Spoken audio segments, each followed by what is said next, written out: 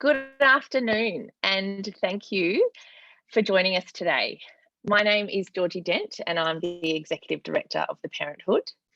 I would like to begin by acknowledging the traditional owners of the land on which we are all meeting. For me, I acknowledge the Ngunnawal people, who are the traditional owners, custodians of the Canberra area, and I would like to pay my respects to their elders past, present and emerging. I would like to acknowledge that First Nations peoples have occupied and cared for this continent for over 65,000 years. This is a really exciting day for the Parenthood, and I think for Australia. And I am so delighted that you are all able to be here and joining me. Now, I am coming to you from the office of the Independent Member for Warringah, Zali Steggall, who will be officially launching this report. But as life happens in Canberra, she is actually stuck in the house between a few votes. So she will be joining us to make a few remarks. And when that happens, I will let her hop in and she will make some comments. We are very grateful to have her support of this work that we're doing, and particularly support for parents in Australia and requiring a better deal for them. So after Zali makes some comments, I will then be handing over to Equity Economics lead economist, Angela Jackson, who will present the evidence and economic modelling. We will have time for Q&A at the end, so please don't be shy in using the chat function to post any questions that you have. So first, who are we? The Parenthood is an inclusive, not-for-profit movement giving voice to parents, carers and families. Our mission is to work together to make Australia the best place in the world to be a parent. Because when parents are supported, children can thrive and our whole community will be stronger. We launched in 2013, and with the support of long-term partners and collaborators, we've built a community of over 68,000 mums, dads, carers and supporters. We come from every state and territory across Australia. Since 2013, we have successfully secured a seat at the table for parents and carers to have a say on key debates in the media and in political forums. And we have empowered our members to use their voices on issues that are central to families across the country.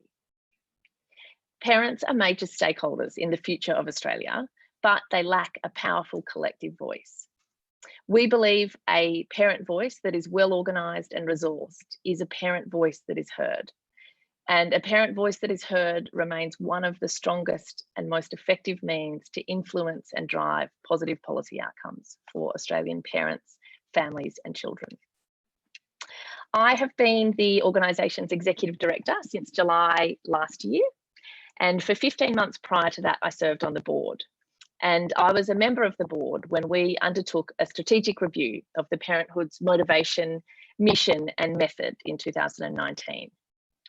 It was during that process that, alongside my board members, Nicola Hazel, Joe Brisky, Owen Wareham and Megan O'Connell, we conceived this report to support the bold mission we had landed on, to make Australia the best place in the world to be a parent. Now, when we conceived of this research, we had an idea of what that might entail, the kinds of policies and practices that would require. But we knew we needed more than an inkling. We needed a solid evidence base to form our roadmap. So we set out to create a unifying piece of research that uncovers the full experience of parents in the early years, the impact of good and bad policy on families, children and the economy. We wanted to examine the link between parenting supports and child outcomes and establish where Australia sits in the international landscape of best practice for parenting supports. We partnered with Equity Economics, a leading female-founded and female-led Australian economics firm that specialises in original research, economic analysis and impact-focused policy development. This project was supported by the United Workers Union, and we are grateful for their vision and generosity in supporting the Parenthood to bring this important piece of work to life. Parenting matters. In raising children, parents quite literally have the future in their hands. By the age of 5, 90% of a child's brain is fully developed. So what happens in the early years of a child's life is richly formative.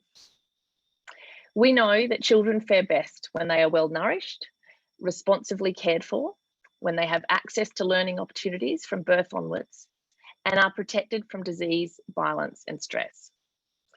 We know that every parent wants to raise healthy, thriving children and give their child the best start in life. But we also know that parents need support and resources and time to provide that nurturing care, particularly in the early years when the pressure and the stakes are often the highest. Having a baby is simultaneously joyous and wonderful and terrifying. Even with immense privilege, having a baby is a time of great upheaval. The responsibility is overwhelming. For new mums in Australia, it is a peculiarly isolating experience. That beautiful African proverb that it takes a village to raise a child is profound because it is so apt. We should not expect raising a child to be a solitary exercise that any parent can undertake without help. To thrive, not merely survive, all children and parents need support. But the level of support different cohorts of parents and children need to thrive varies. The lack of specific research into the needs of Aboriginal and Torres Strait Islander families, sole parent families, families with additional needs, families with refugee or migrant backgrounds, foster parents, adoptive parents. That lack of research was noted by the report authors as relevant and telling. Australia is a diverse country, and in this report, we seek to address the inequities that different family groups, parents, and children face by reimagining what Australia's policies and practices could be to enable all parents and children the opportunity to thrive. We know that in 2021, across the breadth and depth of Australia, children and parents need more support than ever before. The pandemic upended life as we knew it. And for children, parents, and families, it didn't just exacerbate existing pressures, it triggered new stresses and created new, previously unimaginable problems. Across the country, families have been handling issues big and small, all while trying to fulfill their responsibilities as carers, keeping little minds entertained, mouths fed, hands held, nerves soothed, against a background of unprecedented uncertainty, against a background of job losses and homeschooling and working from home, of desperately trying to keep businesses afloat, to failing to keep businesses afloat, to seeking to manage the physical and emotional needs of little people confined in their homes, experiencing stress and uncertainty and loneliness, from having a baby and not being able to have visitors, to being separated from loved ones, from being unable to access the usual emotional and physical support. The difficulties presented to parents and children in 2020 were relentless. So it is no surprise that parental distress is at an alarming rate. And yet we are constrained by the perception that parenting policy is a luxury, something that individual parents ought to be able to manage on their own. But parenting is essential, and the ramifications of supporting or failing to support parents are considerable. That suicide is the leading cause of maternal death in Australia is catastrophic. That a 2020 UNICEF report analysing child wellbeing ranked Australia 32nd among 41 OECD and EU countries and found we are falling short in delivering consistently good health, education and social outcomes for children is catastrophic. That the price Australia pays for not providing the requisite early support to children and families is estimated at $15 billion annually is catastrophic. The physical and mental well-being of children and parents was being tested before 2020, and the evidence from 2020 indicates that it's been severely compromised since then. To quote Richard Weston, who's the CEO of Snake, to have strong, healthy children, you need strong, healthy families. And to have strong, healthy families, you need strong, healthy parents. What this research makes clear is that compared to international best practice, Australian parents and children are being let down. They're not being given the opportunity to be as strong and healthy as they could be. We lag developed countries in the provision of best practice, evidence-based policies that support families and children. We lack a unified approach to these policies, and it fails to deliver optimal outcomes for children, parents, society, and the nation. Angela Jackson will take you through the specific findings and economic modelling in more depth shortly. But I just want to say that we can conclude with authority from this research that the parenting experience is more challenging in Australia than it needs to be, and that is due to a lack of support and inadequate policies. This lack of support can make life much more difficult, financially, emotionally, logistically, physically. It can make supporting children to meet milestones and thrive more unlikely and more difficult. The very good news, however, is that there is a path forward. There is a solution. This report lays out a blueprint for a coordinated framework of evidence-based policies to support parents and children. Making Australia the best place in the world to be a parent is not beyond us. It just requires the deliberate creation of conditions that allow parents and children to thrive. It requires leadership. The solutions are straightforward and compelling, but we need decision makers to look at the evidence, to recognise the case for change, and take action to prioritise parents, families, and children. I'm going to hand over to Angela Jackson now, and she is going to take you through the economic and social rewards that this approach will yield Australia. And at the end of Angela's presentation, I believe we will have Zali Stegel here, and she will make some comments before I make a few final reflections on the recommendations and before we go to questions. Angela. Thank you, Georgie. And thank you everyone for being here today, for joining us at your lunchtime, hopefully. I'm speaking today from the lands of the Wurundjeri people of the Kulin Nation, and I would like to pay my respects to their elders past, present and emerging. Look, it's fair to say that when Parenthood approached us about this piece of research, to say that we were keen would be an understatement. Having just traversed the early stages of parenting myself, the chance to really lay out where Australia stands as a place to parent and the gains that could be achieved by making us the best place in the world to be a parent was too good not to take on.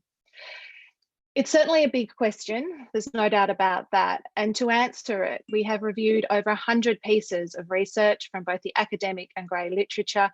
We consulted with 14 experts through one-to-one interviews, who I'd like to thank, many of you who hopefully have been able to join us at the launch today. We also spoke with 10 parents from 7 countries around the world to tell their stories about what parenting may well look like if Australia goes down a different path. What we found in conclusion was that Australian parents really are falling behind what the international benchmarks are. We have low levels of paid parental leave compared to our peers. There is low levels of engagement in early childhood education and care, especially amongst disadvantaged kids. Parents in Australia are struggling with mental health, and there's a general lack of support and cultural change in the workplace. So in detail, what we found is, and this has been, well, I think noted in other reports as well, Australia has one of the shortest statutory paid leave schemes in the world in the OECD, both in terms of the number of weeks, but when you look at what that is for full-time equivalent pay, what that means is mothers are not necessarily being supported at the start of their young child's life to spend time out of the workforce. That can have impacts on rates of breastfeeding and also the chances of those mothers returning to work. More importantly, however, in terms of the supports, I think, around parents is the very low rates of participation by men in Australia in those publicly administered schemes. Internationally, the record is simply dismal compared to international comparators. And this means we're not seeing the cultural change within family about who cares and who works. And that's costing the Australian economy a significant amount of money, which is what the report finds. There's also, I think, really important, this low participation in early childhood education and care. We've had a lot of debate about this in Australia over the last 12 months with the introduction of free childcare during the pandemic. But this is, again, a real indicator of a barrier to female participation in the workforce due to the affordability issues, but also it means our children are not benefiting from the proven benefits of quality early childhood education and care, particularly the 3 and 4-year-olds, and particularly for disadvantaged kids. In terms of parental health and wellbeing, as as Georgie pointed out, 2020 was an incredibly difficult year, and I'm calling today from Melbourne, as I noted, and we're obviously getting a 2021 taster of what it was like, and the reminder of the difficulties that having children at home full time and trying to work and also care for kids can present for families. We saw last year a significant deterioration, but the problems were there and they were pre-existing. And the lack of supports around mental health, particularly in the perinatal period, was marked when we looked at the research. While a lot of the programs overseas are still somewhat piecemeal, there are certainly examples where providing that additional support through group perinatal care and through specific mental health supports delivers real benefits to mothers' mental health, their future workforce participation, and really importantly, childhood outcomes. Now, in terms of workplace barriers, I think this is really the glue that sticks it all together. So we'll talk through the policies that we propose and the benefits, but what we're really seeing is there are still significant barriers in the workplace and in workplace culture in Australia in terms of attitudes. Now, whether you say that's an unconscious or a conscious bias, I know there's been a bit of debate about that the last week, what we can clearly see is that there are attitudinal problems within the workplace about whether or not it's acceptable for men in particular to take paid parental leave and to take care at home. That impacts kids, it impacts families. There are clear relationships, really, really strong, in fact, some of the strongest relationships between fathers' involvement in their kids' lives and outcomes. This is important. And I think, you know, in terms of what the mechanism is, I don't think it's necessarily fathers per se, but potentially the fact that things are shared between partners can really deliver really important outcomes for kids. And so it's important that workplaces are supporting that participation. With 50% of mothers saying they report experience discrimination in the workplace, that has to be a red flag for concern and the need for that cultural change within the workplace. So I've painted a really dismal picture, but as I said at the beginning, this is a blue sky report, and this is about being positive about what the future can hold. And so what we tried to do was really formulate the policies that would place Australia and Australian parents as the best place in the world to be a parent. What we came up with was a suite of policies that we think will place Australian parents at the forefront of parenting policy. It will provide Australian parents with that support that will undoubtedly benefit children, and it will also benefit our economy. So we start with paid parental leave being equally shared. Now the reason, and 12 months equally shared. The reason it's 12 months and not longer, as we know, the Swedish model, which is the leader amongst the Nordic countries, has 69 weeks. So we're not necessarily recommending the longest, is there's really strong evidence around that first 12 months being for the child, the benefits of being at home. But there's equally very strong evidence that when men take paternity leave, it's female participation and productivity increases. So it matters who is taking that leave. And in models where you have this sharing arrangement, you're allowing both parents to gain those early parenting skills, and you're not necessarily anointing one as a primary carer. And that's critical for ongoing female participation and to gain the productivity increases. That said, there are clear health benefits as well from breastfeeding exclusively for 6 months. It's why it's the World Health Organization recommendation where possible. And so therefore we landed on this 6 months and 6 months as being the policy that really hits all the marks, if you like. It hits the health mark, it hits the child outcome and development mark, and it helps the economy as well long-term in terms of productivity and participation. Now, we estimate here that the gains that can be gained from increased female participation largely, but really the productivity gains due to you're effectively reducing that motherhood penalty that's much talked about, so the lower productivity going forward, would equate to around 2.9% of GDP by 2050. There are also benefits within there from improved childhood outcomes, from increased rates of breastfeeding, and also spending that first year of life at home. So overall, it's a policy that is incredibly good for families. It will be good for the economy, and it will be good for our children. Secondly, we move to early childhood education and care, a really important part of economic policy in Australia. We saw during the pandemic the importance that providing free care had. The evidence is widespread and widely reported. in terms of the benefits of free childcare. It improves, especially for 3 and 4-year-olds, very strong evidence about improved childhood development for children from disadvantaged backgrounds. We see increased participation in paid work by parents that delivers immediate economic benefits. And we also see the reduced financial pressure on families. And this was one of the very strong findings also in the research, the link between financial pressure on families and childhood outcomes. So if you can provide a less pressurized environment for families and you can take some of that pressure off, it is also very good for childhood outcomes. Again, we can see that this is going to lead to increasing participation and women into the labour market, adding around 1.2% to GDP by 2050. It'll also lead to better labour productivity going forward as those children mature and enter the labour market and are more productive members of society. In this space as well, I think Georgie mentioned the fact that as we went through, while it wasn't the focus of the research per se, what we really found was that for Aboriginal and Torres Strait Islander kids, there was not a lot of evidence about the parenting experience for parents and the caring experience in kin and family. But we note that this policy in terms of early childhood education and care has been called by leading groups within the Aboriginal and Torres Strait organisations and would certainly help to close the gap and one of the really important metrics going forward for Aboriginal and Torres Strait Islander kids. In terms of parental health and wellbeing, again, you know, there's such strong evidence about the link between mental health and physical health, particularly in the perinatal period for mothers. We found strong evidence around group care and reduced low birth rates, which will lead to productivity gains.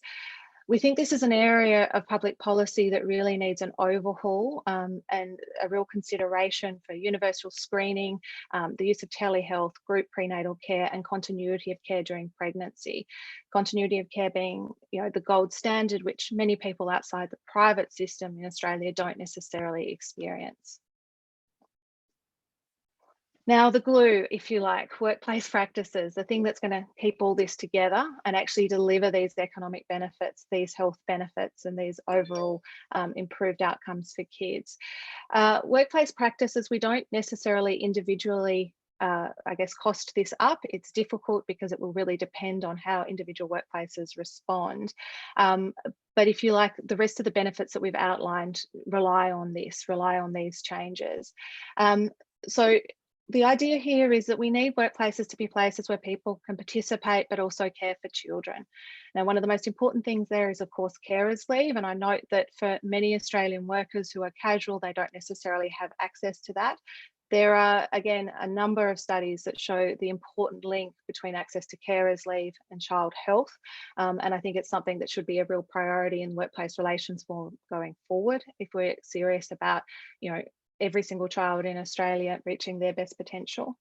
But more broadly than that, what we see is examples across the world of workplaces that are doing really innovative things to improve the health outcomes, for the mental health outcomes for their workers, and this leads to improved outcomes for kids. So we've got, you know, examples in New Zealand where companies are moving to 4-day working weeks, and they're seeing huge lifts in productivity, you know, 20% lifts in productivity. What we need, I think, from the government here is leadership in terms of highlighting best practice and also modelling best practice where possible. I guess really what we find overall is that Australia is not currently the best place in the world to be a parent. It's a great place to live, and certainly within COVID-19, a fantastic place to live, but it is not the best place to be a parent, and that there's more that can be done to support, and this will benefit children and, more importantly, well, as an economist, importantly, maybe not more importantly, the economy. There is an unanswered question, of course, through all of this, and this is why we're not already the best place in the world to be a parent.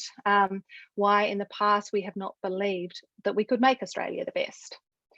What we're really hoping is that this report opens up that possibility and starts a conversation that will lead more Australians seeing this not just in terms of the individual benefits, how often the political discourse in this country unfortunately gets distilled to, but the society and economic wide benefits that could flow from making Australia the best place in the world to be a parent. Thank you so much. I look forward to the questions and the discussion. And Georgie, I'll shoot back to you.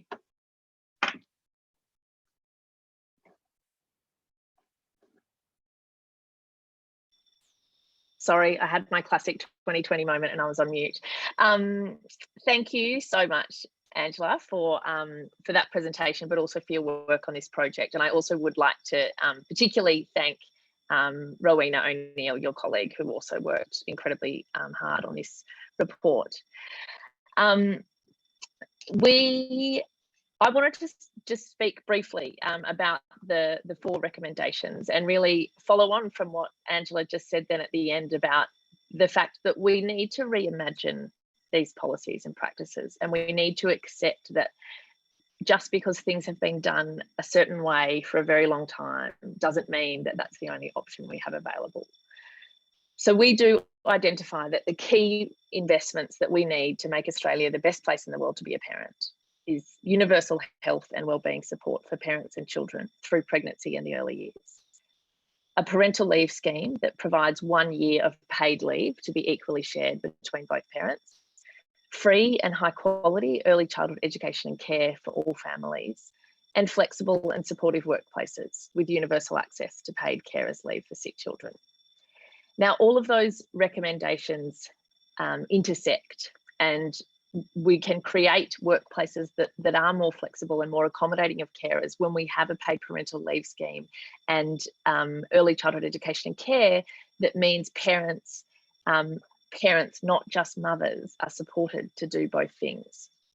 Now, the recommendations are bold, and they are unapologetically bold because of what is at stake. Now, as I mentioned earlier, as a board, we considered this piece of research and investment in infrastructure to support parents and children critical back in 2019, when the words pandemic and lockdown and COVID-19 were not in our daily lexicon. The events of 2020 have accelerated and exacerbated the need for reform. The birth rate had plunged before families encountered widespread and sudden loss of employment and income. I don't think there's anyone that would disagree that what Australia needs right now is to secure our future and our prosperity. If we want to create jobs and reduce inequality and grow the economy and ensure Australia's future, few policies could dream of being as effective as making high quality early childhood education and care free and bringing Australia's paid parental leave program into line with comparable nations. But I do realise and I accept that these are big asks. And they're big asks at a time when there are a lot of people with big asks.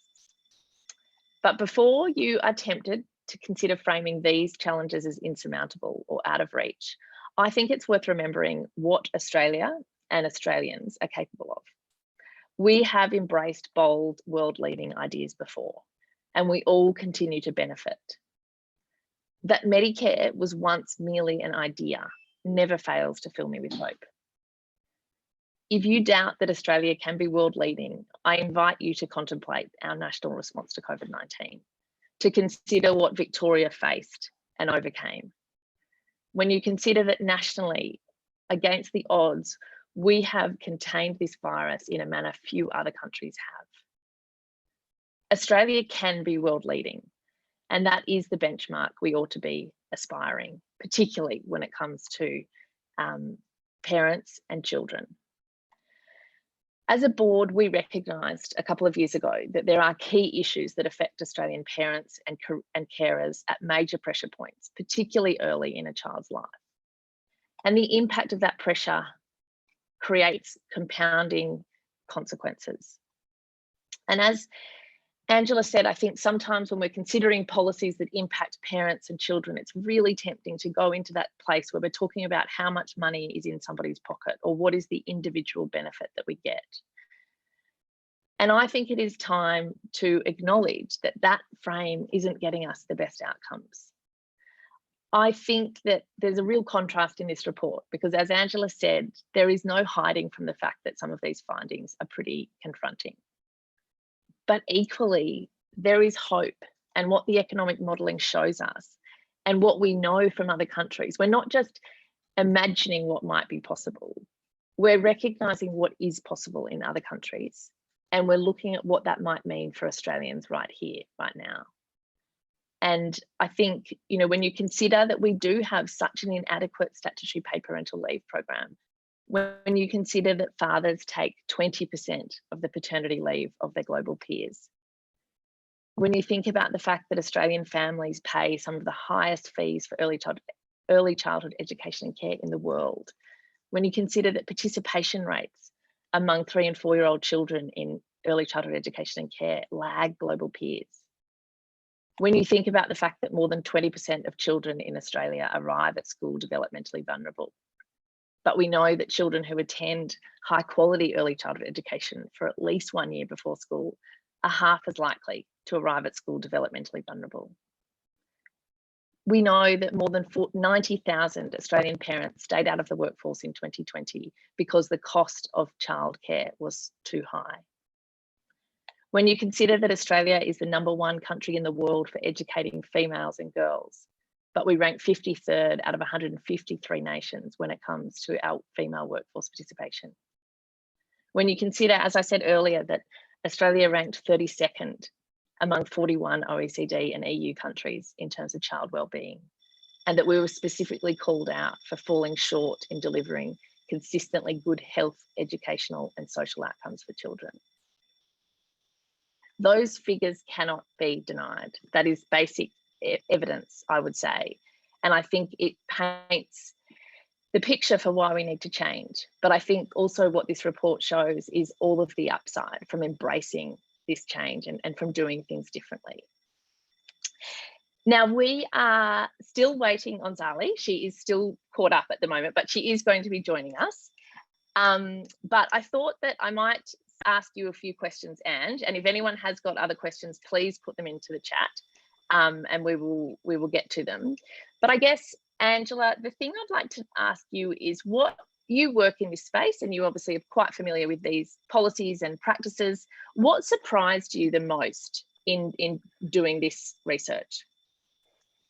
It's an interesting question. I think it was more the scale probably of the benefits, particularly from paid parental leave. I think, to be honest, I probably had drunk the Kool-Aid that this was some sort of Nordic dream and that there weren't necessarily those economic benefits, but that actually when we looked at it and we did the numbers in terms of the impact it would have on female participation and productivity, that's what probably surprised me. I mean, I think early childhood education and care, we've had a number of reports now in Australia that have highlighted that.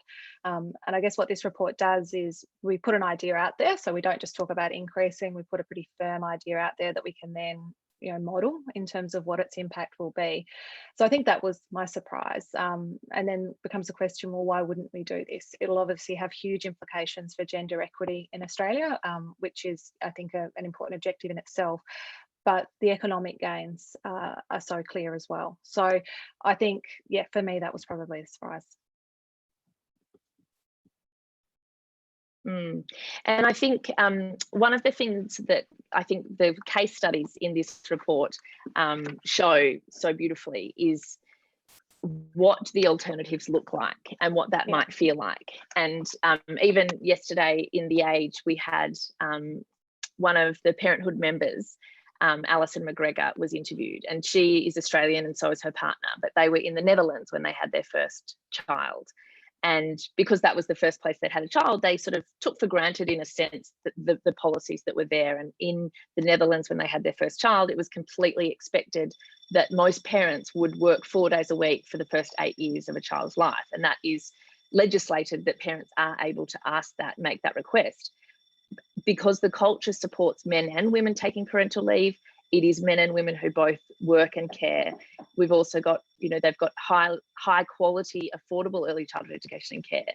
So for them, when they moved back to Australia and had their second child, they were really surprised and quite shocked, in a sense, of just how different the support was here in Australia. And I think a lot of us can relate to the fact that here in Australia, we do have a very outdated sense of the roles of men and women. And I think that one of the sort of the catch-22 here is that we're only going to sort of kickstart or turbocharge shifting those sort of stereotypical roles when we get the policy settings right, so that that's what we're supporting.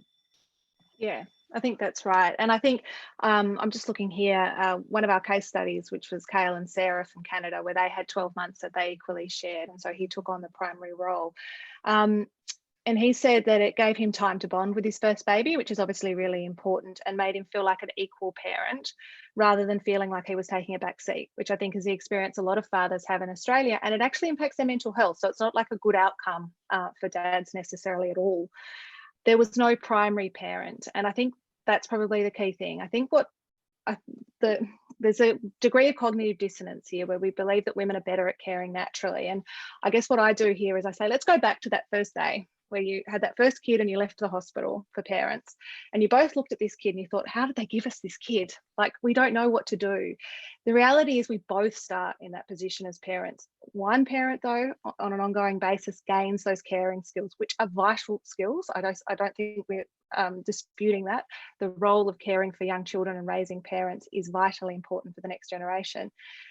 But we put it all in one basket. And then that leads to a dynamic within the household, which is potentially quite inefficient, right? It's not necessarily based on pre-existing talents. It's not based on their productivity. It's literally based on what happened in the period before, because it was what was supported. What we're saying is if both parents have those caring skills, which is what the 12 months will provide, on an ongoing basis, every household, and households will still make different decisions, right? There are still going to be mums out there who do spend a significant amount of time out of the workforce. But what we want to see is, if it's efficient, more dads doing it too. Because if that's occurring, then every household is making the best decisions for themselves, and that's where we get those productivity benefits across the economy, rather than at the moment where we sort of just, the biases that are there put people into this sort of this lane where they're not necessarily using their talents in the best way possible.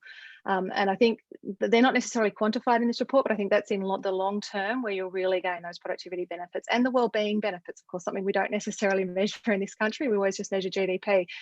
But obviously people will be making choices in their life that are more accord with their actual natural abilities and their, what they want to be doing in their life, rather than very outdated, really, gender roles about who should do what within a household.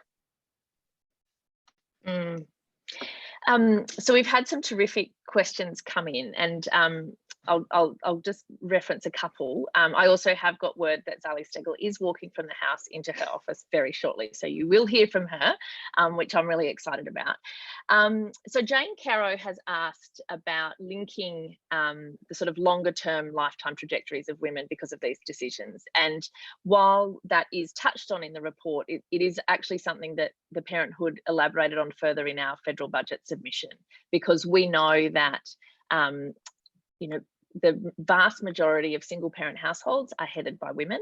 We know that women not being able to provide financially for their family creates negative outcomes for children as well as the parents. And so we would say absolutely that these issues are fundamental at shift. They have the fundamental power to shift inequality, because if we make it easier for women to maintain attachment to the paid workforce over the course of their parenting journey, that is going to hopefully make a dent in the shameful number of women who are over 55 who are finding themselves homeless and facing, financial insecurity and poverty.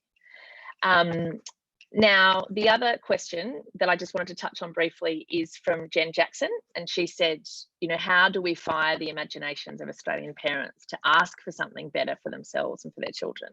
And I would say that's exactly what we're hoping to do with this research and these stories, and to really start having a serious conversation about the fact that there are alternatives and they're worth exploring, because we know that, there is so much economic gold in this report, but also there's so much gold around the edges. The fact that fathers being more engaged in their children's lives makes marriages happier. It makes fathers happier. It's better for child outcomes. And I think that we really need to start telling these stories and shouting it from the rooftops, which is really ultimately what we are genuinely trying to do with this research. And I'd invite all of you to join me in trying to do that, in trying to capture the imagination of what's possible. Now, I am going to introduce Zali Stegel to the conversation. Welcome back. We'll just pretend that you're here at the very beginning, Zali, and no one's heard the fantastic research, but welcome. Thank you, Georgie, and thank you everyone for listening in and being here for this exciting launch. Yes, you know, Parliament always throws in a few curveballs, but this is such an important issue that I was very much rushing.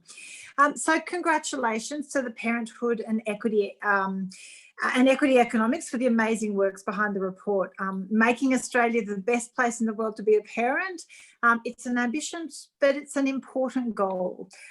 As the report highlights, it's not only going to be good for Australian society, but the well-being of our children and our parents, and it's a great benefit for the economy.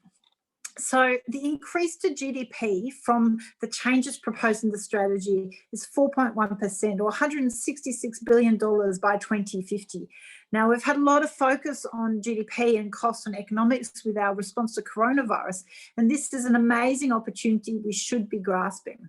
So if we can get female workforce participation up to the same level as male participation, if this is achieved, GDP would increase by up to 8.7% or $353 billion. So families, it's clear, are central to the future prosperity of Australia, and giving children the best start in life is central to what this report is about. And it really is such an important message that we need everyone to make sure they tell their MPs, they contact their local representatives and really push for this to be on the agenda. I know, as a federal member for Warringah, my job is to listen to my constituents and advocate for their voice in Parliament. Now, in Warringah, I know there are over 20,000 families with children, and many young families have told me that we need a more progressive approach to more support for parenting arrangements. It really is, it's tough, that juggle between careers and parental responsibilities, and we need a system that is adapted to the 21st century and that is working for us. Many of the parents in Warringah, they talk to me about that there's a real disincentive to return to work due to the cost of childcare, but also, and I was really worried about this, the discrimination they experience in the workplace. And so what the report's finding that the impacts, the very clear impacts on career prospects for women, and it reinforces the gender pay gap, the problems with inadequate superannuation, and then issues regarding mental health and overall health in general. So it's clear that we need a more consistent and supportive approach to parenting strategy in Australia, and that's required to address the concerns as outlined in the report.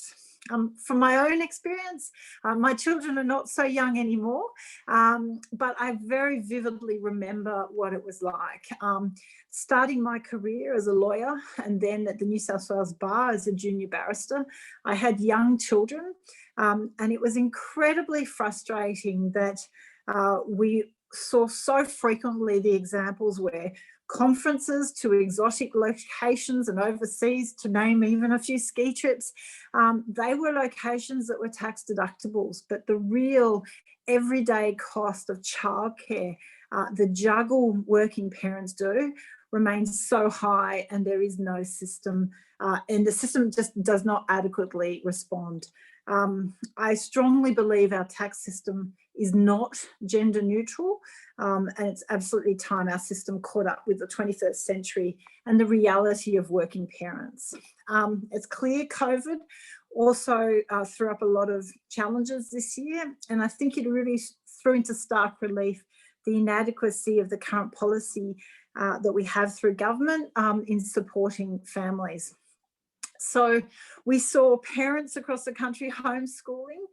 I had teenagers at home, so it wasn't so bad, but I really felt for parents of young children where you really have to manage the attention spans and your workload and making sure that they are staying on top of their development. Many struggled to have access to carers or to carers leave to fulfill their responsibility. And childcare providers were unable to keep their doors open due to the declining attendance. And then parents were unable to afford to keep paying for childcare services they were unable to use. The government intervened to provide temporary relief through free childcare, and that was welcomed by many parents, but has its issues as well because providers were unable to afford the rent or staff required to stay open in many areas. And it was felt acutely by providers in Warringah in particular. So it does show that it's a minefield and it's a complex system. It highlighted the inefficiencies and ineffectiveness. But it really showed, though, that we need to have this discussion and we need the government to engage with taking the lead and making changes. It really is time we put in place the kind of provisions that will support families and early childhood education. So the COVID recession, now this has impacted the jobs of women far more than male-dominated industries. And we've actually seen a lot of the COVID recovery packages focused on male-dominated industries. We saw that with the budget last year, which what we would say is a pink recession, and the budget was, I think, justly criticised as being a blokey budget. So it's really important for me now, and I thank the Parenthood and all involved with putting this squarely on the agenda for the government leading up to the May budget this year. No excuses. You can't. This is clearly on the agenda and clearly needs to be dealt with. We absolutely need more women around the table in decision-making in the executive as well. And I would also say more women in Parliament would be good to make sure we have this happening. But post-COVID, as we emerge, we've got an opportunity to invest in our children for the benefit of all Australians and the economy, but also invest into the parents, our working parents that need more assistance, and especially women. Let's ensure that women have that opportunity to participate. So as we prepare for the May budget, I really urge the government to consider this report released today. Thank you again to Parenthood Group and Equity Economics. This is a blueprint for comprehensive Australian parenting strategy. And clear tools are identified, so universal health and wellbeing support for parents and children through pregnancy in the early years, a parental leave scheme that provides 1 year's paid leave to be shared equally by parents.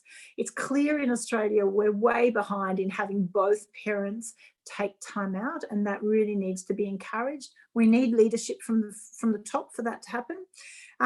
Free and high quality early childhood education and care for all families. We have some of the most expensive childcare in OECD countries. We have to address that problem. It's a clear barrier.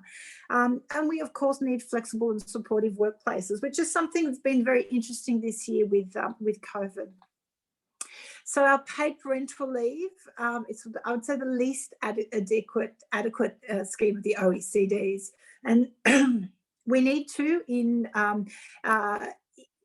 particular, get the second parent or fathers, if that be the case, into caring roles to improve their long-term bonds with children, participation in unpaid work in households, and also the appreciation of what it takes to raise a child. I would argue there are many of my male counterparts here in Parliament that would have very little idea of what the full-time caring responsibilities of young children is like. Some, it's probably too many years ago, but I think I don't think they get it or truly engage and appreciate the challenge. If we can improve our paid parental leave, it will improve gender equity, and it provides an opportunity for primary carers to return to their careers much sooner and more sustainably. The current paid parental leave scheme was introduced in the wake of the global financial crisis, and it was designed to be improved over time. So I would call it's now time to improve it. So we need to look post-COVID, the average length of paid parental leave among OECD countries. The average is 55 weeks, while in Australia it's 18 weeks. So we are dismally behind. Paid parental leave in Australia is granted to one parent, the primary caregiver, whereas in OECD countries it can be shared. Australia's provision for secondary caregivers is a total of 2 weeks paid leave, which is rarely used and well below OECD average of 8.1 weeks. So there's clear biases there. It's no coincidence that Australia has a relatively low rate of female workforce participation post-childbirth, and that the gender pay gap persists at 14.1%. So it is something that I absolutely feel strongly we have to do something about, and I urge the Prime Minister and the Morrison government to show leadership. Think about what your legacy will be. What do you want families and parents to think of as your contribution to our system? Many of other countries with more generous paid parental leave and supportive parenting strategies, they're leading the way. And for example, in Belgium, the gender pay gap is now has set the standard at 3.3%. So clearly we can do so much more about that. The last budget saw very little support for women, despite female dominating the employment, loss of employment and the brunt of the COVID recession. Minister Ruston is the lone female voice in the 7 members of the Expenditure Review Committee. So I would call on the Prime Minister to ensure there is more equal participation in the ERC, in Cabinet and in Parliament. We also need to reinstate the Women's Budget Impact Statement. It was established in 1984, but then abolished in 2014 under the former member for Warringah. So it's appropriate that I now call for its reinstatement. We need to ensure there is a gender impact and lens put to decisions. Tonight, I'll be speaking to my motion and imploring the government to look closely at the report by the Parenthood Group and Equity Economics to make responsible changes in the next budget for the good of the economy, society, parents, and most importantly, Australian children. So congratulations again for this report. This is really important that parents' voices be heard, especially in this place, to make sure we step up to the challenge of the 21st century. Thank you for having me. Thank you so much, Sally, for those remarks and for your support of reform in these important areas. Now, there's a few themes that have emerged in the questions that we've got here, and there's a couple of things that I just wanted to touch on briefly. One is more a comment that I wanted to bring out just because I think that it gives us an opportunity, but Elizabeth Hill has commented that reframing the data and approach away from the individual and highlighting the idea of building a better society is in itself countercultural, and it needs more of a push by all of us, because I think that's where, if we get caught up into the, well, who wins and who loses and how much more money do you get in your pocket, I think we all lose. I think we need to rise above that. The other, not rise above that, but I think we need to be taking a step back and looking at the big picture and seeing that there's an opportunity there for a narrative that is filled with opportunity and hope. Now, there's a lot of comments as well about the fact that we know that these initiatives are expensive. There's no doubt about that. We do need to spend money. There's also no doubt that we would get rewarded quite richly, you know, particularly when you're looking about an investment in early childhood education and care, investing in high quality, accessible services with educators and teachers who are appropriately paid and valued, and where there are employment opportunities, where they're not, you know, we don't have 30% of the workforce turning over every year because the work is too difficult when they're not adequately supported and when they're employed casually. There's so many parts to that equation. And then the other thing that is being asked is, how do we get people to pay attention, and how do we present this in a way that is compelling? And I would say Zali touched on the fact that the previous budget was particularly gender blind in that it totally overlooked women.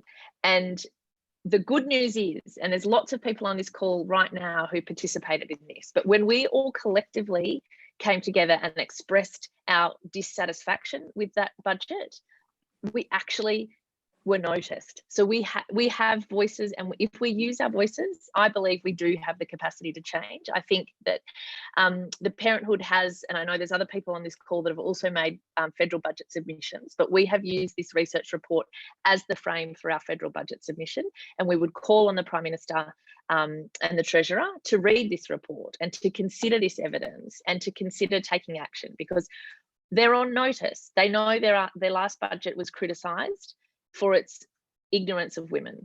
And given that we know that COVID has been so detrimental to women, although I do also notice that Jane Caro has made the point that COVID itself is not forcing people out of jobs.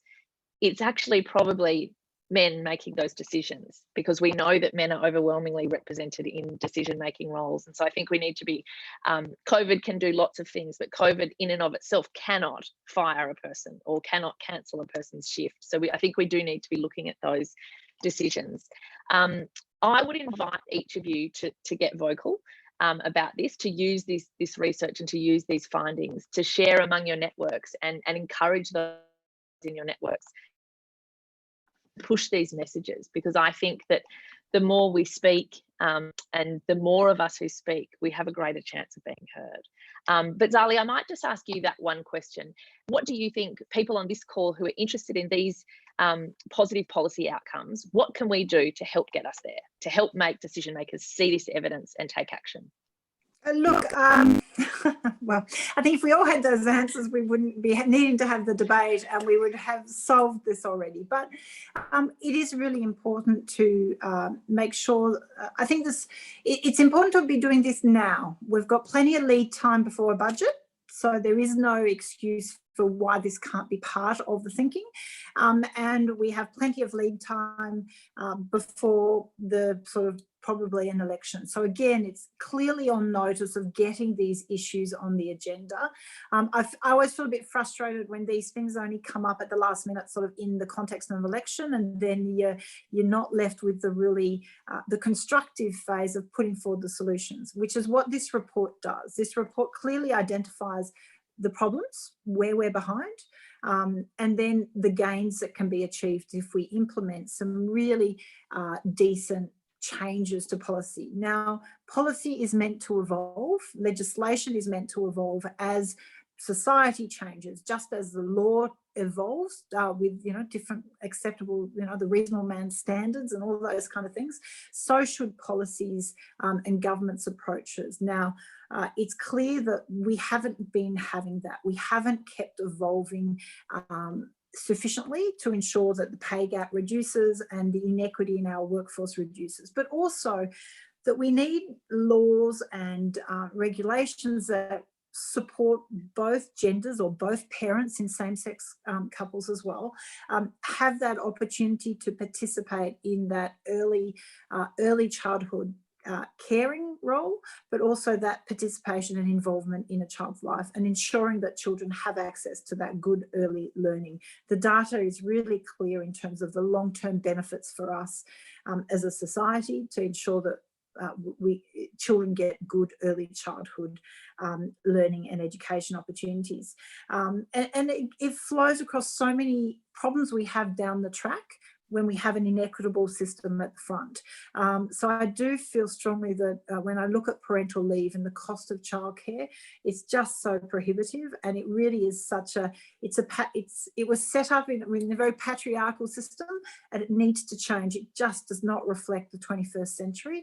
And I believe there is a strong desire for a partnership between parents in the journey of becoming a parent and caring for a child and making sure they have the best opportunity possible.